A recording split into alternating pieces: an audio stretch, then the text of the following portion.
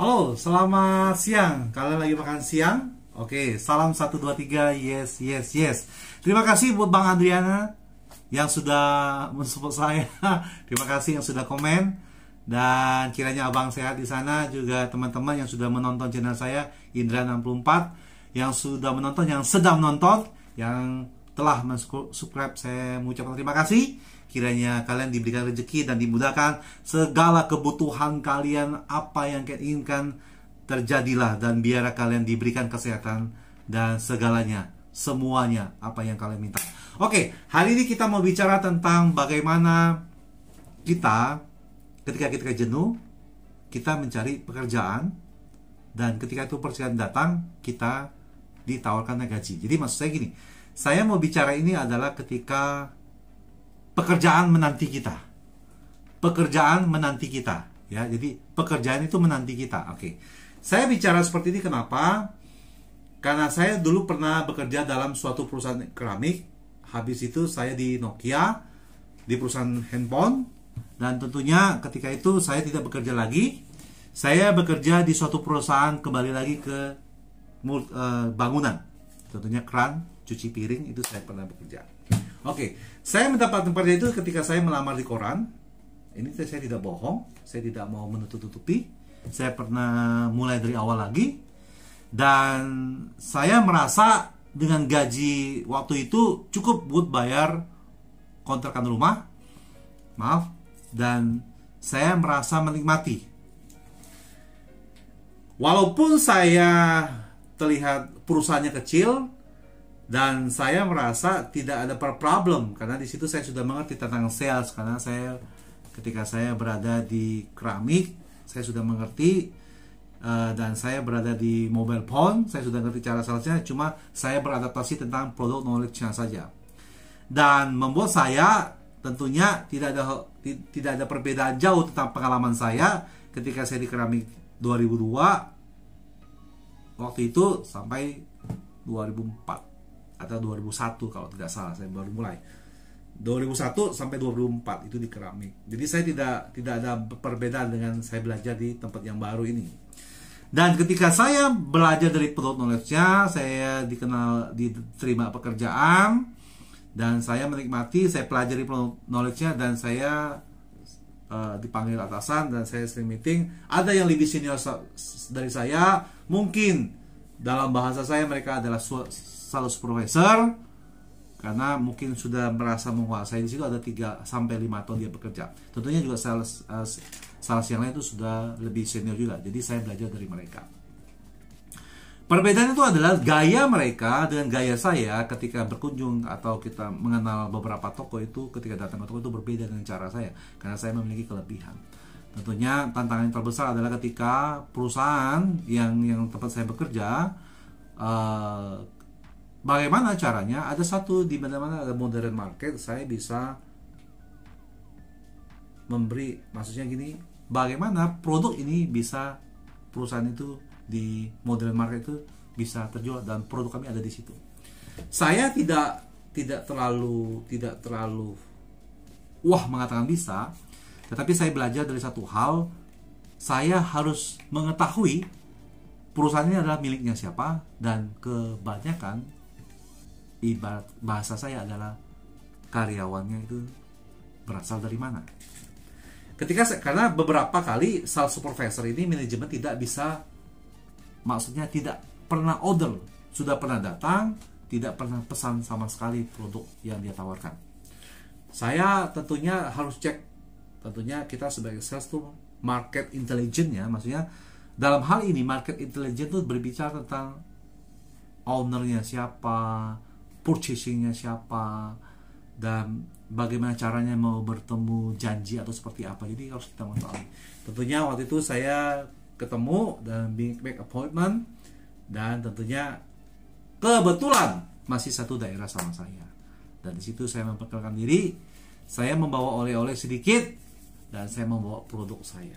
Nah, dari situ tidak lama, prosesnya 1-2 bulan, tentunya itu karena dia harus menanyakan sama atasan yang lain, manajemen yang lain, harga segini, dengan ada potongan seperti ini, boleh tidak, tentunya saya bertanya kepada pemiliknya lagi, owner ketika perusahaan itu.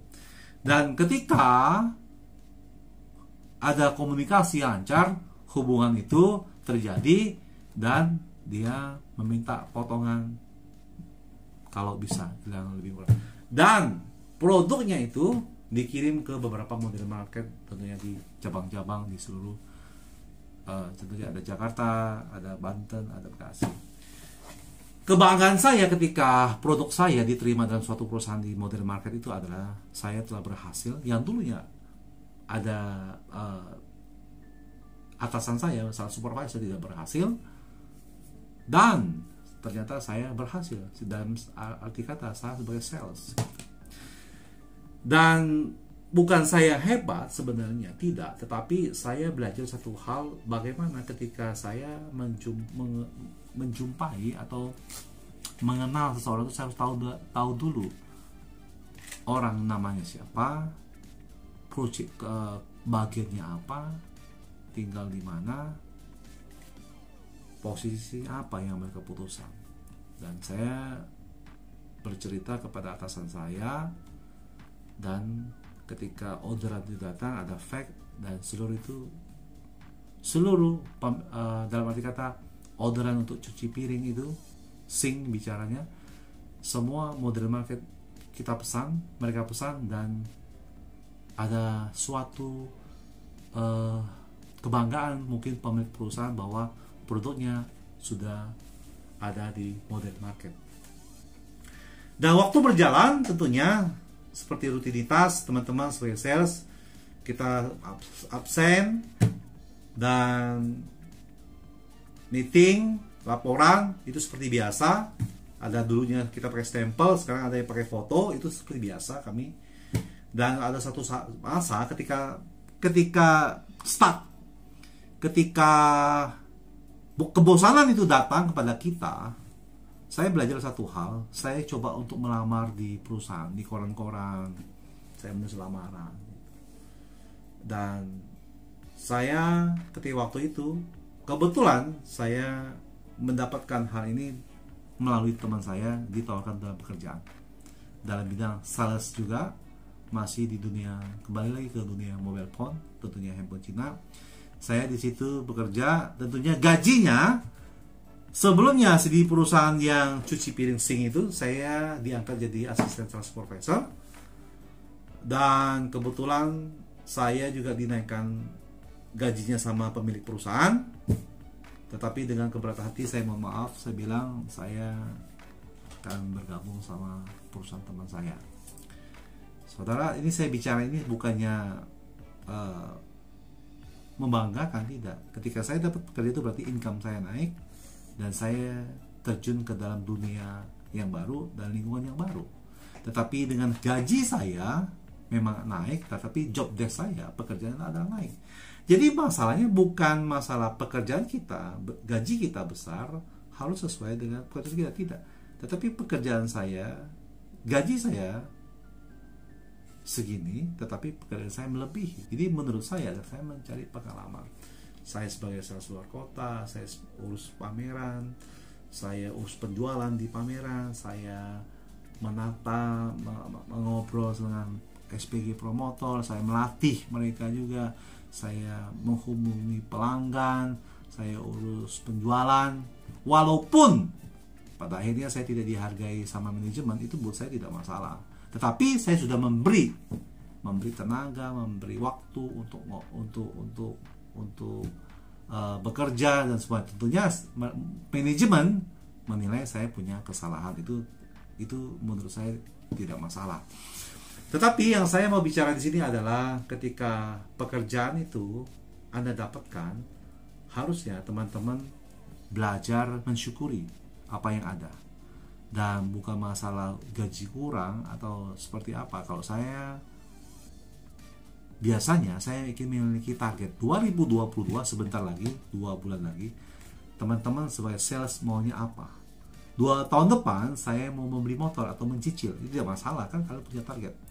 Tahun depan saya mau membeli rumah, bisa jadi rumahnya kecil, tidak masalah. Tapi kalian punya prediksi dan punya rencana. Ketika rencana itu sudah ada, ketika Anda punya masalah di kantor atau dimarah atau ditekan dalam suatu perusahaan, Anda tidak akan goyah karena Anda memiliki beban untuk membeli rumah. Ketika Anda tidak bekerja lagi, Anda tidak bisa beli rumah, Anda tidak bisa beli motor.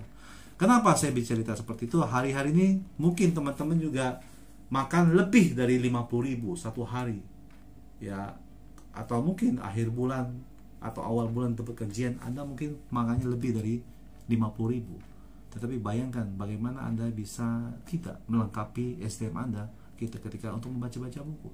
Saya baru udah lama tidak baca buku, tetapi saya belajar ini komunikasi bisnis, dan saya membelinya itu 32.000 di toko buku.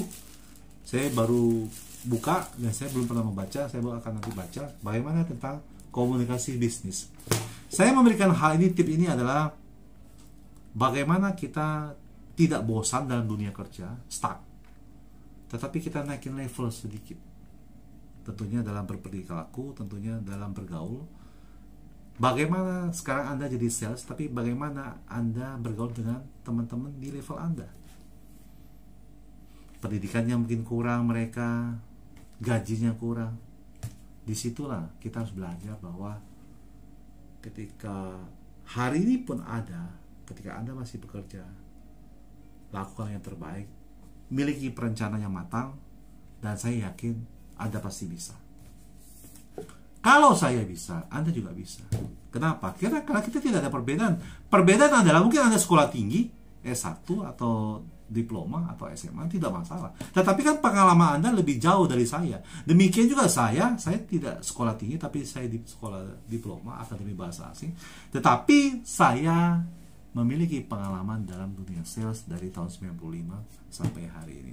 Jadi ketika ditekan, diremehkan sales antar sales, diremehkan di toko, diremehkan sama manajemen, tidak disukai sama sales sesama, buat saya itu tidak masalah. Tapi saya sudah melewati itu. Makanya ketika Anda melewati goncangan itu, sebagai sales itu adalah tekanan itu datang itu mudah sebenarnya. Makanya kenapa saya kalau bercerita bagaimana saya bisa memberi kontribusi. Jangan sebagai sales, jangan kita jual, tapi bagaimana kita berpikir mengembangkan sebuah perusahaan itu yang kita ditempatkan dalam perusahaan itu. Jadi itu mindsetnya harus berubah. Jual itu sales. Kalau saya tidak mau seperti itu, saya menjadi pemilik, owner. Itu saja teman-teman untuk hari ini, bagaimana kita mengatasi ketika kita stuck dan kita juga dapat pekerjaan, bagaimana cara menego gajinya. Tentunya ini kita bicara bukan tidak fokus, tetapi saya merasa kebosanan itu ada, yaitu peluang ketika Anda dapat pekerjaan, kesempatan itu tidak datang kedua kali. Oke, kiranya itu saja yang bisa membantu atau yang saya sharing hari ini. Mungkin besok kita akan belajar lagi tentang bagaimana kita sebagai sales mau membuka toko, atau bicara saya punya uang 50 juta, 100 juta, mau buka toko, warung, gimana, boleh tidak? Nanti kita bahas besok. Kiranya kita bisa memberikan nilai tip-tipsnya, karena saya memiliki pengalaman di dunia consumer good. Apalagi mau buka toko, menurut saya dengan kondisi sekarang lebih baik kita hitungan secara matang untuk membuka toko.